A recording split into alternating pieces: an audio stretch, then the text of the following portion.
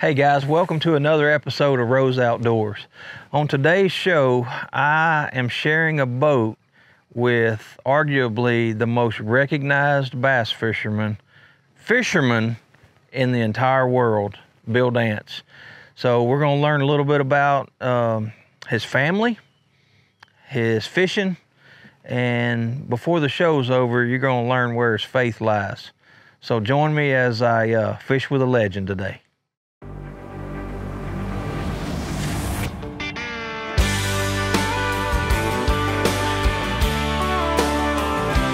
Brother, it's a long road from Amistad to Toho.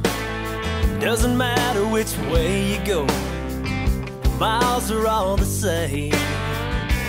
When you finally get there, when you pull the cover off, then it's time to get a little bit lost out on the lake. Gonna bag this boat into the water, find a way to win a couple dollars. Weatherman says there's a cold front coming down. Bring it on, I've seen it all by now. I can catch them shallow, I can catch them deep. Open water or the back of the creek. The wind and rain to me, it's all the same. I make a living playing this game, and I thank the Lord above every time I can. I get to be a fisherman.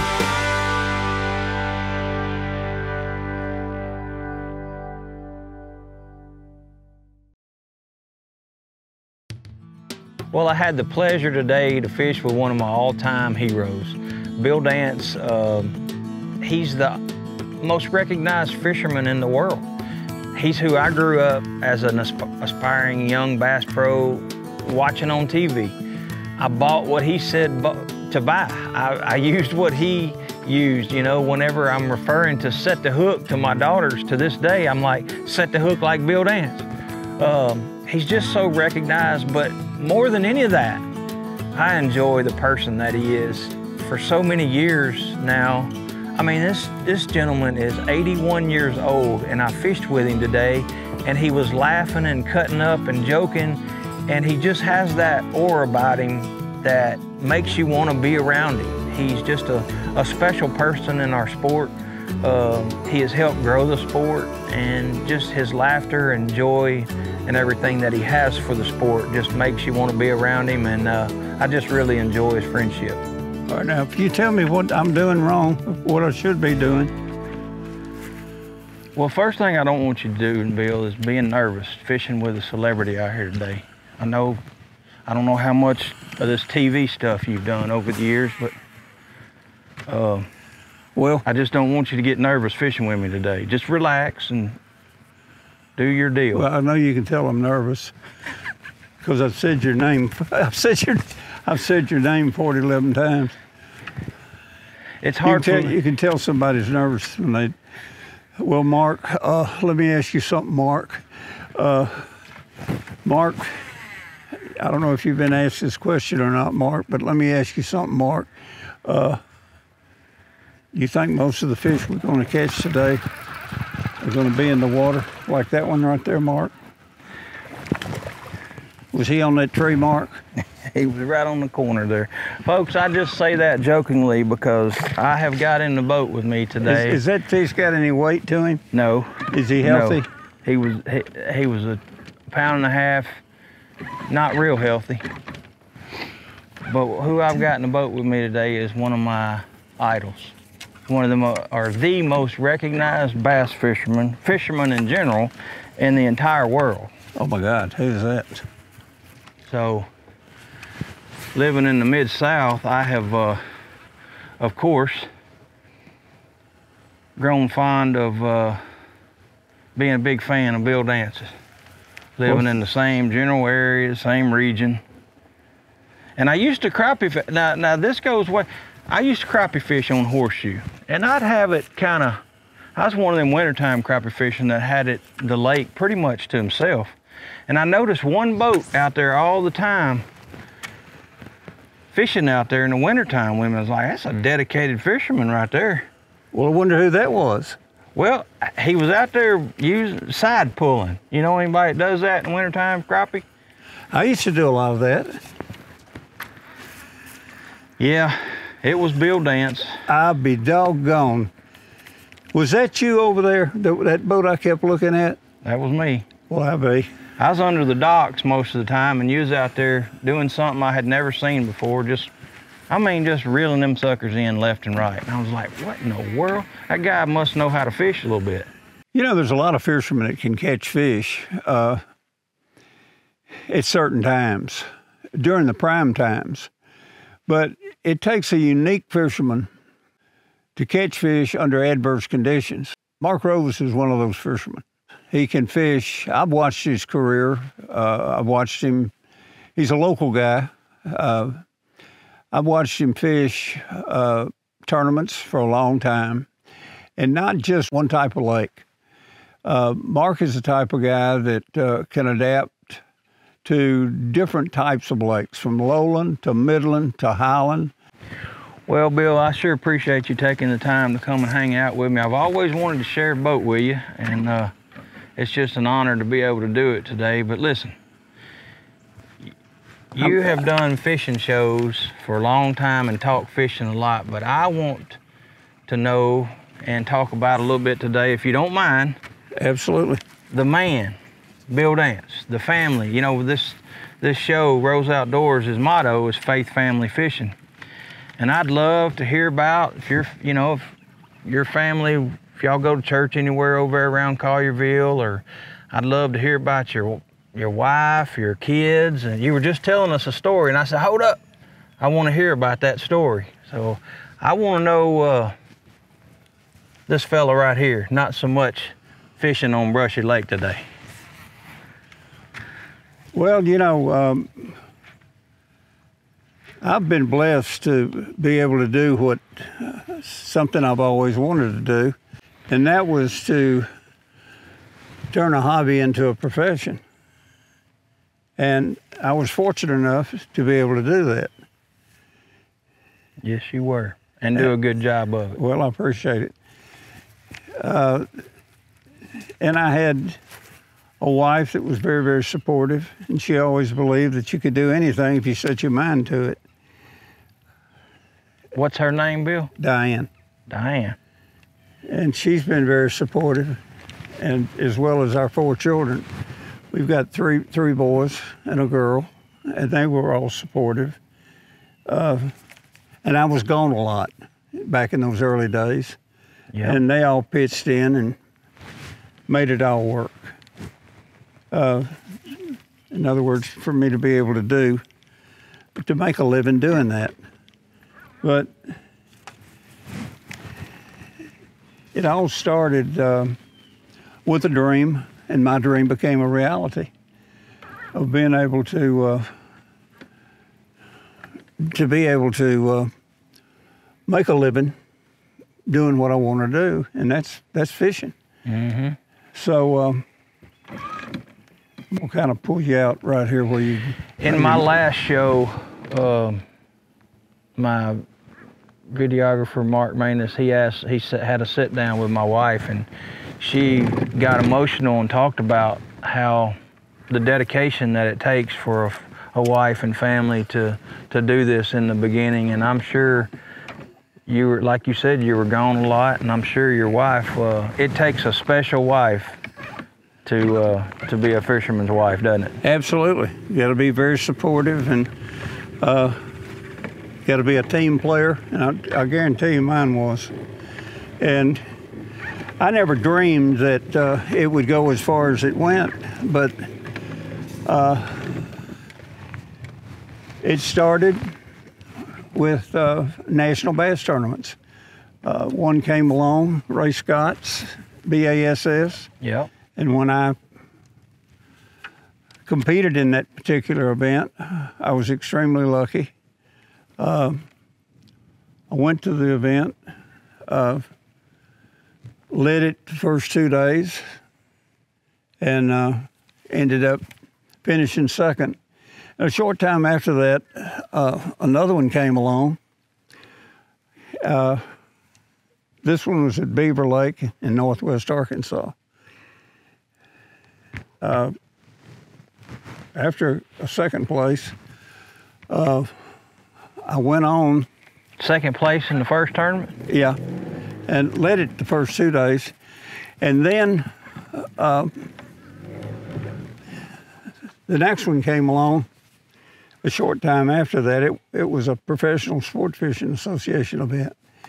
And that particular tournament was on Kentucky Lake. Yeah. And I was in second place. And a good angler there, Billy Phillips, was in first. And I remember I was catching a fish along the Tennessee River Channel. Yeah. On stumps out on the ledge, and I lost my trolling motor. And I had a spare, and didn't know what I was going to do. And I lost it early that afternoon, the second day of the tournament. And like I say, I was in second place. And I went in, and I called home and told Ann what had happened. She got my spare trolling motor. She called Greyhound, and she got on a bus and with that trolling motor and came to Camden, Tennessee, and got a cab and came to that way site. Wow. And we put that trolling motor on there. The next day, it was a 3-day event. Next day, I was in first place. The next day, I ended up in second. So I had a second. So I had 2 seconds. And I'd say Diane was a big part of that one. Oh, yeah, she was a major part of it. And she brought me a trolling motor. And back then, the trolling motor was made by Silver Troll. And Silver Troll, those things weighed as much as an outboard. So the next event was at Smith Lake in Alabama. It was a Ray Scott event. And I competed in that, and I was catching fish extremely deep on a jigging spoon, catching them in a treetop over 120 feet of water. Wow. And jigging them straight down. These were spotted bass. Yeah. And ended up finishing second in that one. So I had 3 seconds. And the following year, this is when everything turned around. That tournament, the first one, was at Rayburn in Texas, and I won it. And then boom, right after that was Ross Burnett at Jackson, Mississippi. I won it. And then Ray went back to Smith Lake in Alabama, and I won it. So I had 3 seconds and 3 firsts.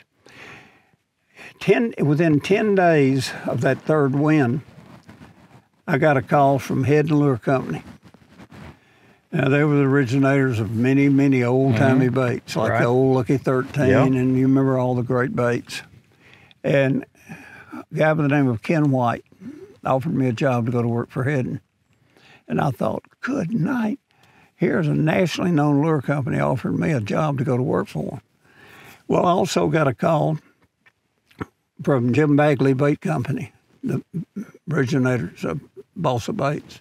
And then I got a call from Nick Crane in Tyler, Texas, who originated the plastic worm. I went to work for Nick. And the reason I did, because 50% of the fish I was catching was on plastic worms. And Nick said, I'll tell you what I want to do. I'll offer you a job traveling, fishing with our buyers, people that buy my product. I want you to fish with riders, show them how to fish our products, and continue fishing tournaments. Well, I thought, oh, this is the greatest thing in the world. And so I accepted the job, went to work for Nick. And after about a year or so, I got to thinking, I said, you know, if I can do this for Nick, I can do it for myself. And Charles Spence had just purchased Strike King Lure Company. Charles came to me and said, let's be partners. So Charles and I became partners with Charles. I went to Nick and I told Nick, I said, Nick, I can't thank you enough for what you've offered me, but I want to do this on my own. And he said, I understand. You're young, you're ambitious, go for it. But you see that door right there? It swings two ways. If it doesn't work out, Bill, you're welcome to come back. Wow. Well, I came back. I didn't come back, but I went back, and Charles and I started bumping up, went to work. Charles and I bumped up Strike King. So I was half owner of Strike King Lure Company. Wow. And Charles and I started going with Strike King. I continued to fish tournaments and doing basically the same thing with Charles, with Strike King. Fishing tournaments, fishing with riders, fishing, taking buyers and showing them how. Mm-hmm. Charles and I designed the diamondback worm, the lizard, and new baits, and it was off and running. Well, I continued to fish the tournaments, and riders would call, and I would go, and Charles says, where are we going? And I said, well, and the riders just said, well, Bill, I really just need you. And it hurt my feelings just to say, Charles, you need to stay here and work. I need to go fishing. And I could see it in Charles's face. You know, it was disappointing to him. And I was getting all the publicity, and Charles was doing all the work while I was out fishing. And it got to the point where it wasn't flowing good. And I looked, and I could see some animosity there. And Charles and I, we remained good friends all the way to the end. And I just told Charles, I said, look, it's not going to work. Oh yeah, it is. Yeah, it is. But it really wasn't. And so I gave it up. And he said, what are you going to do? You can't do this. I said, Charles, you got a good company. You go with it. And I quit, and I went to work for Cotton Cordell. Made the Spot and a lot of baits, doing the same thing for Cotton. I did that, and Cotton and he called me one day and he said, we need a TV show. Well, Jerry McInnes and I were very good friends, and I'd been doing quite a bit of stuff for McInnes, and I said, Cotton, I got you the perfect guy. He said, who's that? I said, Jerry McInnes. He said, no, I got a better guy. I said, who's that? And he said, Bill Dance. And I said, me doing TV is like pouring perfume on a pig. I said, I can't even spell television. He said, well, learn how to spell it, because I did. And we started Memphis. The CBS affiliate turned me down. The NBC affiliate turned me down. And Diane, I was really rejected, and I came home. She said, look, isn't ABC sports-minded? I said, yeah. She said, why don't you go there? Well, I went, and the program director said, hey, we had something in common, because before he came to Memphis, he was doing a program director in Jackson, Tennessee, and he said, hey, I like your idea. Let's try it. And I told him my idea: education, fun. If you've got those two things, you've got the best part of both worlds. And so we started Memphis, and with a local TV show. A sister station in Jackson, an ABC affiliate in Jackson, in Jackson, Mississippi, said, hey, you do one for us? I said, sure. So I started doing Jackson, Mississippi. Well, their sister station, WBRZ, Channel 2 in Baton Rouge, said, hey, do one for us? And I said, so I told WBRZ, yeah. So I was doing Memphis, Jackson, Mississippi, Baton Rouge. Well, believe it or not, Paducah, Kentucky, J.C. Penney said, hey, we'd like to sponsor Bill Dance. Will you contact them? And then J.C. Penney, Jacques Panay, and Paducah sponsored me to do a show in Paducah. So I was doing 4 markets, 52 weeks a year.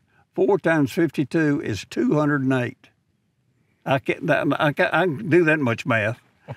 The hardest 3 years of my life was the first grade, and I failed it. But I could keep that math going.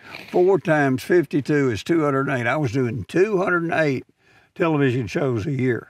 Wow. I was shooting, producing, editing, traveling, doing it all.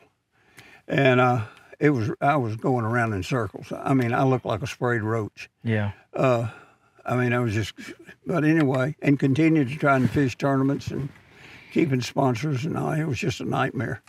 Well, anyway, I gave my show in Baton Rouge to a good buddy, Bobby Metters. Gave my show in Jackson to another fella. I kept Memphis and dropped the show in Paducah and continued Memphis. And a fella called me and said, "Hey, you want to syndicate Bill Dance Outdoors? Or Outdoors with Bill Dance?" And I said, "Yeah." He said, "Let's do it."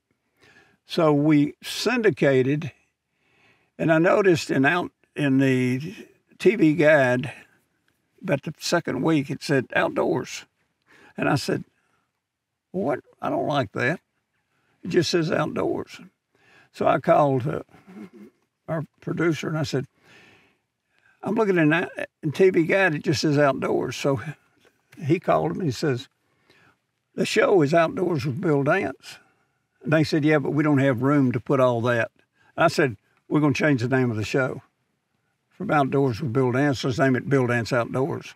And we changed, and then they started putting Bill Dance. And we syndicated 50 markets, then it went to 90 markets. The 90 markets, I'm going to fast forward pretty quick now. We went to 90 markets. The cost of syndication skyrocketed. Cable was starting to come on. This is way back yonder. We went with ESPN. ESPN was a great network. We blanketed everywhere. I mean, we were in Spokane, we were in LA, we were in San Diego, we were in Phoenix, we were in Dallas, we were in Baton Rouge, we were in Miami, we were in Raleigh, we were in New York, we were in Minneapolis, we were everywhere, all through Mid-America. I mean, just boom, everywhere. And Bill Dance was just nationally on ESPN. But as great a network as ESPN was, it just didn't hit that demographic that we needed. It was a great network, and we were just everywhere. But all of a sudden, a little network popped up over in Nashville, Tennessee, called TNN, the Nashville Network. We looked at it. It had bull riding. It had NASCAR. And we said, "Hey, look here. That's a pretty good market. Let's look at it." Well, we moved there, and we hit a home run. The demographics were perfect. We picked up Chevrolet. We picked up Walmart. We picked up Purina. We picked up some just dynamic sponsors. And we just hit a home run. Yeah. For For almost 15 years, we ran with the Nashville Network. And it was just boom, boom, boom. Like Mercury Marine has been one of my longest sponsors. I've had Mercury for 50-something years. Yeah. We've been on air in 56, I think, years. And I think Mercury's been with me that whole long, Wow. that length of time. But anyway, we've just continued. And then they went south. Gaylord Enterprises, they moved, they sold the network, or I don't remember, it just went crazy. TNN, not Mercury. Yeah, TNN. Yeah. And so anyway, we went with another network for a period of time. Then it kind of faded, and we went with Discovery Channel, NBC Sports, the Outdoor Channel, and the Sportsman Channel for several years. And we found out NBC Sports, great network, Discovery, great network. We're spending a lot of money. But Discovery, all these channels are running, the Outdoor Channel and the Sportsman Channel, we were really hitting good numbers there. Yeah. And we were hitting a good market demographically. So we got away from the Sportsman Channel, the NBC Sports, and we got away from Discovery, and we stayed where we are today with the Outdoor Channel. World Fishing Network, and Sportsman, and the Outdoor Channel, and we're airing like over 500 times a year. Wow! And this next year, we'll be airing over 900 times. So now you have Bill Dance Outdoors and then the saltwater, is that right? Yeah, we do. We're airing year-round Bill Dance Outdoors on Sportsman, and on the Outdoor Channel, we're airing Bill Dance Saltwater. So we do 39 original shows a year, and we'll air those shows. I just found out we'll air next year 920 times. Wow. So that's a lot of TV, folks. It's a result of, and our social media is doing exceptionally well, and it's just working with good people, working with leaders in the industry with good sponsorship. And a good wife and a good family back home. If you didn't have that, you wouldn't have it. I saw 2 times in there, one where she brought you the trolling motor, and the other she gave you some good advice about the ABC or whatever that was. She's always giving me good advice. Let me tell you what, a woman's intuition is powerfully strong. I'm telling you. And my wife has got just an unbelievable, powerful instinct. Yeah. And I will say something, and I'll look at her, and just her expression tells me, she doesn't have to say a word, just her expression will tell me, should I do it or shouldn't do it. Wow. And I've been blessed, and I thank the good Lord for it, that I've got a very supportive family, and I thank God for it. I really do, because every one of my family members are just behind me 1,000%, and they're always watching everything I do, and they're always supportive and trying to help me. My son, Daddy, I don't think you ought to do that. I think you ought to sleep on that and make a decision on that tomorrow. My daughter, she just sent me a new bio she just put together, and she's so proud of it. And I read it. In fact, I read it this morning again, and I called her on the way to meet you. So what are your kids? I was sitting on the side of the road after I read it. When I pulled up where we were going to meet, I read it again, and I called her. And I said, I didn't read her driving, but when I parked, I said, it looks great. Wow. And it's just... What's their names and... Well, Billy is the oldest. Okay. Billy's the oldest. Is he like a junior? Yeah, and the second is Paul. Third is Patrick. Billy, 3 of them work for me. Billy does a lot of our social media stuff. Billy used to travel with us, but he's got to where he can't travel now. But he does a lot of our social media stuff. Patrick does a lot of our computer graphic stuff and our closed caption. Pamela does a lot of clerical work for us, and then we've got Leslie. She does, bless her heart, she does a lot of stuff, and in fact, she just sold one of our sponsors. And then we have Carlton Beers, who handles our sponsor relations stuff, our sponsors, and works with our sponsors. Then we have 2 cameramen. We have 2 editors. So all of your kids are involved in Bill Dance Outdoors? 3 of them are. 3 of them are. Three of them are. And your cameraman does contract work for us too, Mark Manus. Yep. And Mark's a very talented person. He does a lot of script writing for us and fills in and helps us periodically. So we're real blessed from the standpoint that you're only as good as the people that work for you, and the people that make good suggestions, and they've helped me along the way. I wouldn't be where I am today had it not been for good teamwork and people that that have helped me to get where I am today. How about grandkids?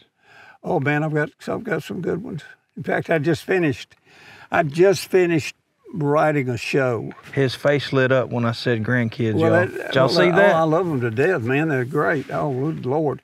And you know what? Every one of them just love to fish. I mean, They are eating up with it. The oldest granddaughter, I told Diane last year, I said, come here real quick. Look out the window. She said, I know it's raining. I said, I know it's raining, but I want you to look down on the lake. We've got a lake that just comes almost up to the house there. I said, look down at the lake. And Grace Ann, she's at Mississippi State now, and going to nursing school. She wanted to be a vet, but you got to be a millionaire to go to vet school. Yeah. But she's, I said, look right there. And it's pouring down rain, and boom, she's there fishing. Wow. Without rain gear on, anything, but she just loves it. And my daughter, they live on the property, so she's over there fishing and just pouring down rain, and she just fishing up a storm. But you know, I had writers ask me, you know, in all your years of fishing, I'm sure there's certain awards or certain things that you've won or certain things you've accomplished that just stand out. Yeah. That are above, that just stand out. They're over and above everything, that are memorable. Can you name one? Is it a big fish you caught? Is it a tournament you won? Is it somebody you fish with? Is it something somebody said? The one thing that just comes to mind quicker than anything else, that I was blessed to be able to be there and to help out, not 100%, because I wanted them to be to where they said, I did it. They did it. I was there to see each one of my children catch their very first fish. Wow. But to put more icing on the cake, not only to see them catch their very first fish, but to see them, along with me, to see their children catch their very first fish. Wow. So I've seen them catch their first fish, and I've seen my grandchildren catch their very first fish, and each one of them just love it too. I just hope that when people hear my name, they'll just say, he was a good fella. I learned something from listening to him. He helped me catch one or two more fish than I would have otherwise caught. My children learned to fish by reading articles he wrote, watching him on TV, or listening to him on radio, or listening to him at seminars. He always had time to pass it on. Look here. Get him, Bill. Oh, look at the size of this one. Whoa, look what Bill has caught. He caught a fish smaller than the worm. He taught me about, like one thing, for instance, the coloration. Now you could take this fish right here and put this fish in that doggone hook is like in the toughest part of his mouth. You could put this fish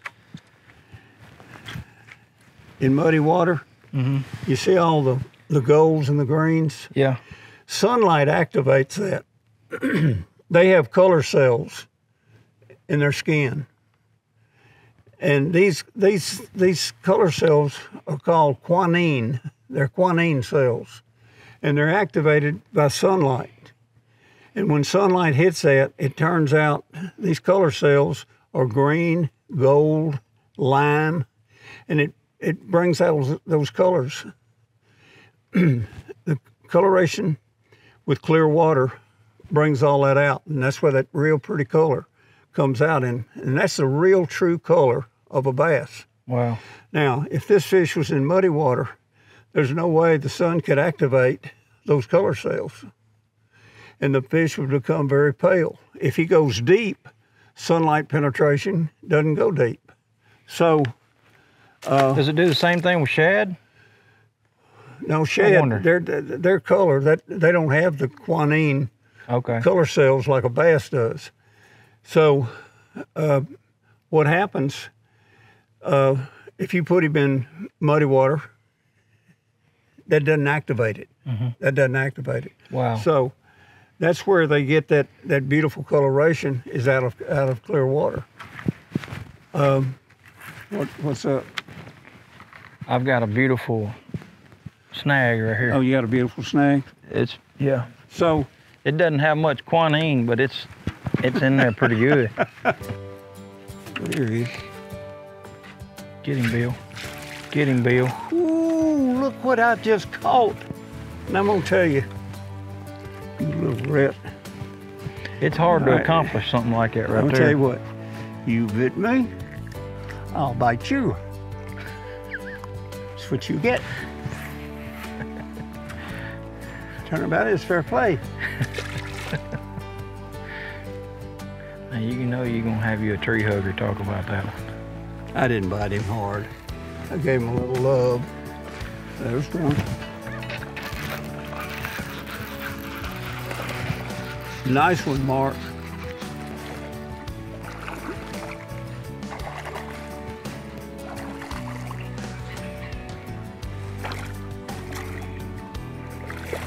There you go, buddy. I just put on this little white Strike King caffeine shads, and Bill and my camera guy said, that looks good. So yes, it does. I was waiting on a fish, and there's a good little chunk. And the fish was waiting on you. There were two people, two things waiting on each other. It's just a great style of bait to fish around. Yes, it was. Vegetation.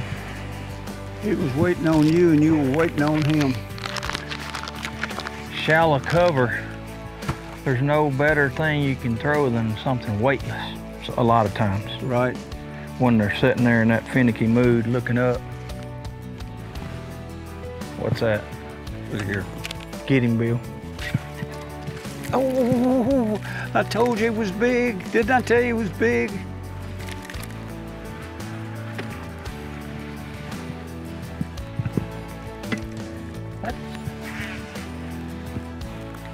It's a nice one.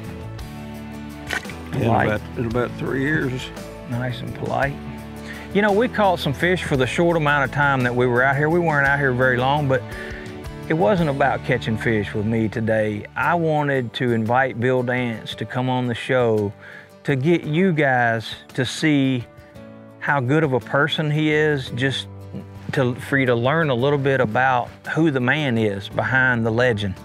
And we got to hear about his wife and his kids and his grandkids and how he lit up when he talked about them. And that's what we like to do on Rose Outdoors, faith family fishing, man. And that's what I wanted to talk to him about. And he just loved talking about them. Right up to the end, he was talking about his kids and grandkids. So I just appreciate another brother, you know, in Christ, spending the day with him. I've seen many years ago, he came to a church event that I was speaking at in Collierville, and I just saw how he came to support that event, to talk fishing to sportsmen.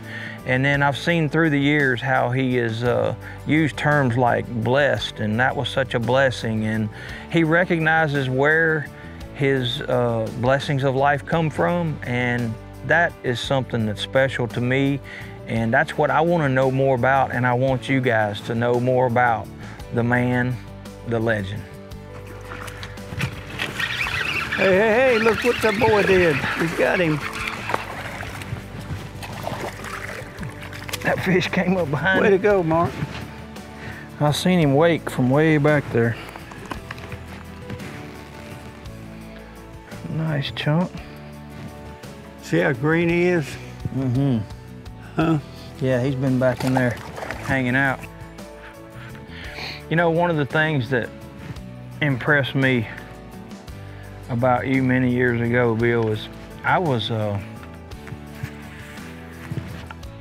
outdoor ministry is a passion of mine. I love telling sportsmen about the love that Christ has for them. And I was speaking at Collierville First Baptist Church many years ago, and you came to that event and just hung out and talked, fellowshiped with everybody and talked fishing, and just the fact that you came, I don't know whether you came to support a little redhead from Arkansas that was probably nervous and just sharing the love of Christ with sportsmen, or you just came to talk hunting and fishing to help support the church or whatever, but made a big impression on me that you would come to an event like, you know, like that and come and support the cause and your area, your community, the people of your community. It just meant a lot to me. Well, I appreciate it. I think Jimmy came with me, didn't he? No? No, I don't think so. No, you were not then. You were by yourself. Alan Ranson was there. I think you sat with him.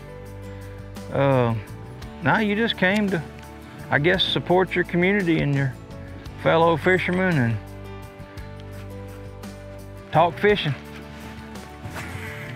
Well, Bill, I have certainly enjoyed the day. I appreciate you answering my phone call and offering to come out here and go fishing with me today on one of your little honey holes. It's been a good time. I enjoyed it very much. We got to do it again. If you don't mind, before we go, I'm gonna say a prayer for us. Hey, I need it. Let's do it. I need it, buddy. Let's close it out in a prayer. Thank Lord, you. we just thank you for the day. I thank you for the time to spend with my old buddy Bill. I just asked your blessings to be upon his show and his career. And Lord, I lift up his family. He's talked today about how much they mean to him, and I just want to lift them up, asking that you just keep them safe while he's gone away from them, and just take care of them all and be with him as he's out there traveling on the road. And I lift up myself as I continue to fish on in my career, and my family and girls while I'm gone away from them. I lift up this industry, this sport that we've just been so blessed with, Bill and I have, and so many others. And I can ask for your continued blessings on all the sponsors that we have and all the sponsors that support this industry, the companies, the businesses, everybody that does anything with anything in this industry. I just lift them up to you and ask your special blessings to be upon this sport and this entire industry. Lord, most of all, we want to tell you we love you and thank you for the great outdoors that you have given us that means so much to us. In Jesus' name we pray. Amen. All right. God bless you, buddy. Thank you, Bill. Thank you, Bill. Love you too, man. Thank you, partner. We're going to do it again, though. Oh, hey, book it. Book it. All right. Book it, buddy. Book it. Thanks for fishing with me today. I enjoyed it. And that's a wrap? That's what he said. Manus Productions? It's a wrap.